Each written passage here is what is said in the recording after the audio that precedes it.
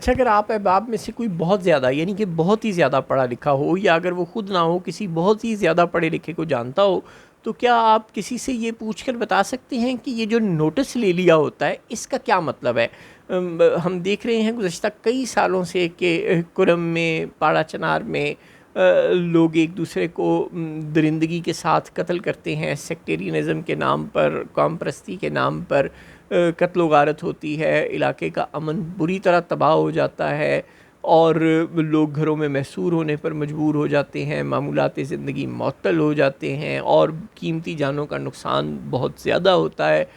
اور اس کے بعد ایک خبر آتی ہے کہ وزیر اعلیٰ نے نوٹس لے لیا، گورنر نے نوٹس لے لیا، آئی جی نے نوٹس لے لیا، وزیر اعظم نے نوٹس لے لیا، صدر پاکستان نے نوٹس لے لیا، اور اس نوٹس کے اندر سے نکلتا کیا ہے؟ 2-4 مہینوں کے بعد ایک اور ہولناک تصادم اور مزید خون ریزی۔ کوئی شرم ہوتی ہے، کوئی حیا ہوتی ہے؟ آپ لوگوں کو اب تک اس مسئلے کا کوئی مستقل حل نکالنا چاہیے تھا۔ جو لوگ اشتعال انگیز کارروائیاں کرتے ہیں اس علاقے میں، وہ تو افغانستان سے نہیں آئے ہوئے نا، وہ تو یہاں کے مقامی لوگ ہیں جو آپس میں ایک دوسرے کا خون بہاتے ہیں۔ تو آپ کو یاد ہوگا کہ آپ نے کسی زمانے میں نواب اکبر بگٹی کو کمزور کرنے کے لیے کلپر بگٹیوں کو واپس لا کر بسایا تھا ان کے علاقے میں، ڈیرہ بگٹی میں، جنہیں کہ بہت سال پہلے نواب صاحب نے آپشن یہی دی تھی کہ یا تو وہ ان کے جس فرزند کا قتل ہوا تھا اس کا خون بہا دیں، یا پھر اس علاقے سے نکل جائیں۔ تو کل پر اس علاقے سے نکل گئے تھے، غالباً کوئی 16,000 کے قریب یہ لوگ تھے، کافی سارے خاندان تھے کل پر بگٹیوں کے جو اس علاقے سے نکل گئے تھے، جس کے بعد وہاں پر کوئی خون خرابہ نہیں ہوا تھا، وہ دوسرے علاقے میں جا کر کہیں اور آباد ہو گئے تھے۔ اور پھر مشرف دور میں جب بگٹی صاحب کو کمزور کرنا مقصود تھا،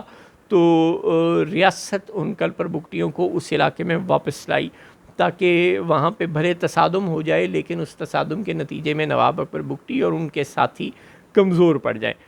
تو اب یہ جو لوگ یہاں پہ اگر آپ اس کی کوئی ریورس اسٹریٹجی اپنائیں، یعنی جس طرح آپ انجینئرنگ اور ریورس انجینئرنگ کے سیاست میں ماہر ہیں، اسی طرح اگر آپ لا اینڈ آرڈر کی سچویشن کو کنٹرول کرنے میں ناکام رہ رہے ہیں، اگر آپ واقعی کوشش کرتے ہیں لیکن آپ پاڑا چنار میں لوگوں کو پرامن رکھنے میں ناکام ہو جاتے ہیں، تو پھر کم از کم ایسے ہی کر دیں کہ کسی ایک قبیلے کو کسی ہمسایہ علاقے میں شفٹ کر دیں، تاکہ نہ یہ لوگ ایک دوسرے کے آمنے سامنے بار بار آئیں اور نہ قیمتی انسانی جانوں کا نقصان ہو۔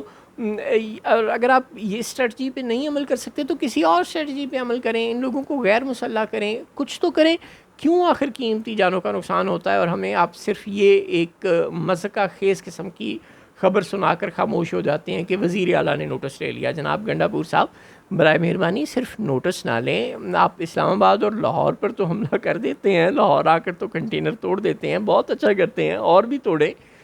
لیکن ذرا کچھ توجہ ایسے ہولناک انسانی المیوں کی طرف بھی مبذول کریں۔ اور یہاں جو قیمتی جانوں کا نقصان ایک مرتبہ پھر ہو رہا ہے اور مزید کا اندیشہ ہے، اس کو مستقل طور پر روکنے کے لیے کوئی اقدامات اٹھائیں۔ اور اگر آپ سے اکیلے سے اقدام نہیں ہوتا تو پھر شہباز شریف صاحب سے کہیں کہ آپ کو اسٹیبلشمنٹ سے، ملٹری اسٹیبلشمنٹ سے مدد لے دیں، مطلب کسی طرح تو اس علاقے کو میں لا اینڈ